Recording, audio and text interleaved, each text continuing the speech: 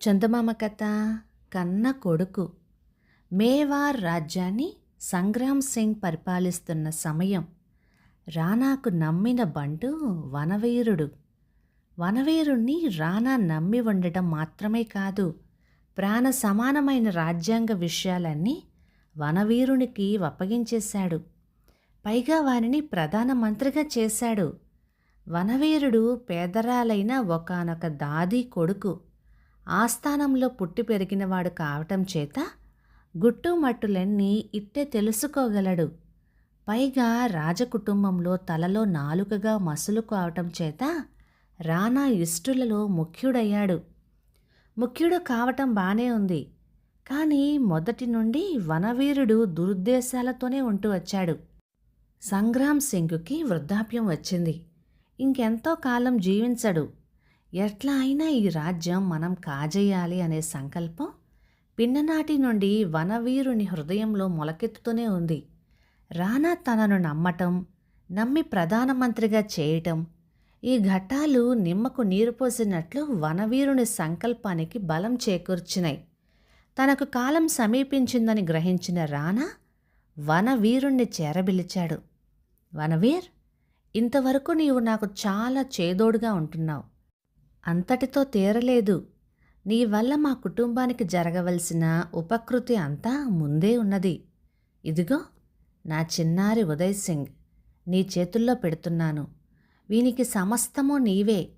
ఈ 6 ఏళ్ల నిసుగును ఎలా కాపాడుకుంటావు అంటూ బిడ్డడిని వప్పగించి కన్ను మూశాడు. కోటలో పాగా వేసేందుకు వనవీరుడు ఉప్పొంగిపోయాడు. రానా గతించినప్పటినుండి వనవీరుడే ఉదయ్ సింగుకి రక్షకుడయ్యాడు. అయితే రక్షకుడైన క్షణం నుంచి వనవీరుడు ఆకాశానికి నిచ్చెనలు వేయసాగాడు. ఏనాటికైనా మేవార్కు తనే రాజు కావాలినని కాంక్ష. ఈ కాంక్ష నెరవేరేటందుకు వనవీరుడు ఎన్ని వ్యూహాలైనా పన్నాడు. పాలు కుడిచే పసిపాపడు ఉదయ్ సింగుకేమి తెలుసు ఈ మంత్రాంగమంతా? ఉదయ్ సింగ్ ఒక దాది పోషణలో ఉన్నాడు. ఆ దాది పేరు పన్నా. పన్నా ఒక రాజపుత్ర వనిత. మేవార్ ప్రభువుల ఉప్పు తిని పెరిగింది. అందుచేతనే ఆమెకు రానా కుటుంబం అంటే వల్లమాలిన అభిమానం. అందులోనూ ఉదయ్ సింగ్ పైన ఆమెకు పంచప్రాణాలున్నాయి. ఇందుకు ఒక కారణం ఉన్నది. పన్నాకు కడుపున పుట్టిన కొడుకు చిన్న రానా ఉదయ్ సింగ్ ఒక్క ఈడు వాళ్ళు. కొడుకుతో పాటు ఉదయ్ సింగ్ కూడా పాలిచ్చి పెంచుకుంటున్నదామె. కాలం బాగానే సాగిపోతున్నది. అయితే పిన్నవాడైన ఉదయ్ సింగ్ ఉండగా తన కోరిక నెరవేరటానికి అవకాశం లేదనుకున్నాడు వనవీరుడు. పసివాన్ని పరమార్చటానికే నిశ్చయం చేసుకున్నాడు. ఇది 2వ కంటి వానికి తెలియకూడదు. అందుకని తన చేతులతో తనే వానిని ఖండించటానికి రహస్యమైన ఏర్పాట్లు ఆలోచించాడు. ఇటువంటి గుట్టును వెల్లడించటానికి తగిన సమర్థుడు ఒక్కడే ఉన్నాడు. వాడే వారి అనే మంగలి. వారికి చెప్పి పెట్టాడు వనవీరుడు. ఉదయ్ సింగ్ నిద్రపోయేటప్పుడు తగిన సమయం చూసి చెప్పమని. సరే అన్నాడు వారి. అయితే అధికారి మాట కాదనలేక సరే అన్నాడు. కానీ ఆ క్షణం నుంచి ఆలోచనలో పడ్డాడు వాడు. మేవార్ కుటుంబానికి హితవు కోరే వారికి గుండె బెదురు పట్టుకుంది. రాజకుటుంబానికి ఇటువంటి విపత్తు సంభవించటం ఏమిటి? ఈ అకార్యంలో నేను నియమింపబడడం ఏమిటి అని తీవ్రమైన జిజ్ఞాస కలిగింది. వనవీరుడికి దుష్టచింత కలిగినప్పటి నుంచి రాజపుత్రుని ఉనికి ఉద్యానవనంలోని దివ్య భవనంలో ఏర్పాటు చేశాడు. ఇలా చేయటంతో తన సంకల్పం సుకరంగా నెరవేర్చుకోవచ్చునని అతని నమ్మకం. ఒక అమావాస్య రాత్రి వారి ఆ దివ్య భవనం లోపలకు వెళ్ళాడు. పన్నా ఎదుట నిలబడ్డాడే కానీ నిలువున కంపించిపోతున్నాడు. అప్పుడే పన్నా బిడ్డలిద్దరిని నిద్రపుచ్చి వచ్చి యువతల కూర్చొని ఉన్న పన్నా వారి కంటబడటంతోనే కంగారుపడి లేచింది.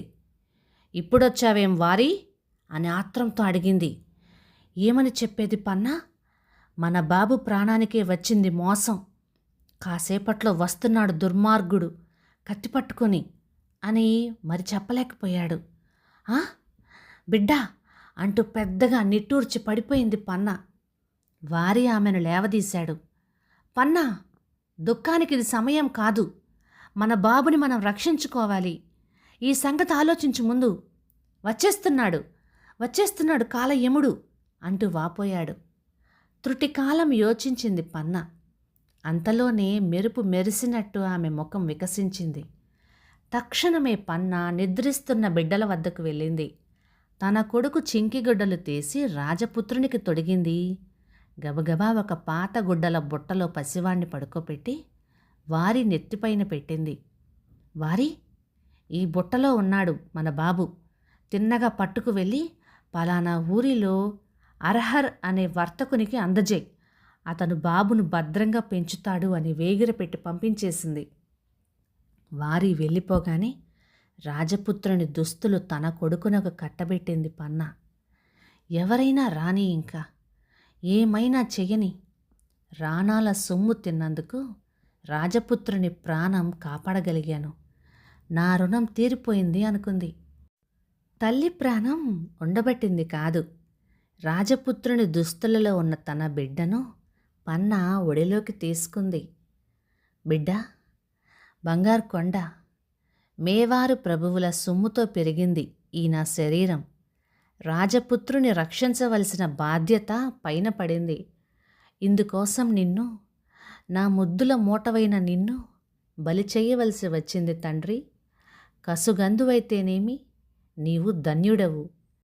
నీ ఒంటి రక్తధారలతో మేవార్ రాజ్యం చిగురులు తొడగబోతున్నది అంటూ జలజల కన్నీళ్లు రాల్చింది. మళ్ళీ బిడ్డను పడుకోబెట్టి ఆ క్షణం ఎప్పుడా ఎప్పుడా అని నిరీక్షింపసాగింది. అర్ధరాత్రి, కటిక చీకటి. వనవీరుడు రానే వచ్చాడు. మర్యాద కోసం పన్న ఒలిసి నిల్చుంది. బిడ్డకు దగ్గరగా వెళ్ళాడు వనవీరుడు. పన్నా, రాజపుత్రుడు క్షేమమా అంటూ కుశల ప్రశ్న వేశాడు. పన్నాకు నోట మాట పెగిలింది కాదు. ప్రళయ భయంకరుడు, నిర్దయుడు అయిన వనవీరుడు బాకు తీసే బిడ్డడిని ఒక్క పోటు పొడిచాడు.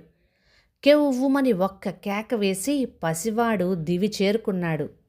పిట్టకు తెలియకుండా పారిపోయాడు వనవీరుడు. పసివాడు వేసిన కేకకు పరుగులెత్తుకుంటూ వచ్చారు ప్రజ. ఏమైంది? కన్నులు మనిగిపోయేటటువంటి నెత్తురు కొలనులో స్పృహ తప్పి పడి పొర్లాడుతూ ఉన్న పన్న. ఉపచారాలు చేశారు, తేరుకుందామె. ఇదంతా ఏంటి అని గుచ్చిగుచ్చి అడిగారు అందరూ. గొప్ప అంతస్సు గల పన్న కాస్తంతైనా తెలియనీయలేదు. ఏమి, ఆమెకు కావలసింది రాజపుత్రుని రక్షించడమే కానీ వనవీరుని మీద కసి తీర్చుకోవటం కాదు. చెప్పలేనన్నది. ఈ వార్త నగరమంతటా అల్లుకొన్నది. పన్నా స్థితికి అందరూ పరితపించారు. గుట్టు బయట పడుతుందనే బిడియంతో పన్నాను పట్నం బయటికే పంపించి వేశాడు వనవీరుడు. ఏమైతేనేమి, రాజపుత్రుడు అక్కడ వర్తకుని ఇంట్లో సురక్షితంగా పెరుగుతూనే ఉన్నాడు. మేవార్ నుండి పంపివేయబడిన పన్న మళ్ళీ ఆ వర్తకుని ఇంటిలోనే పనికి కుదురుకుంది. అక్కడ మళ్ళీ తన చేతులతో తను రాజపుత్రుని పెంచుకునే అవకాశం కలిగింది. ఈ సంఘటనలు పన్నాకు ఎంతో తృప్తిని కలిగించినాయి. మరికొద్ది కాలానికి వనవీరునికి పాపం బద్దలైంది. వాడు చేసిన వ్యూహం వెల్లడైంది. ప్రజలు తిరుగుబాటు చేశారు, వానిని ఉరితీసి చంపారు. తర్వాత పన్నా చేతుల్లో పెరిగిన ఉదయసింగే గద్దె ఎక్కాడు. జీవితాంతం వరకు పన్నా మహారాణా ఉదయసింగుని కనిపెట్టుకునే ఉంది. సాటిలేని త్యాగం చేసిన పన్నా పవిత్ర నామం మేవార్ రాజ్య చరిత్రలో స్వర్ణాక్షరాలతో లిఖింపబడి నేటికి స్మరింపబడుతూనే ఉంది. కథ సమాప్తం. ఇక ఈ కథ 1953 అక్టోబర్ నెల చందమామలో వచ్చింది. రచయిత ఎంఎస్ శాస్త్రి గారు. ఇక ఈ కథ మీకు నచ్చినట్లయితే లైక్ చేయండి, షేర్ చేయండి. ఇలాంటి మంచి తెలుగు కథల కోసం మన ఛానల్ని సబ్స్క్రైబ్ చేయండి. Thank you.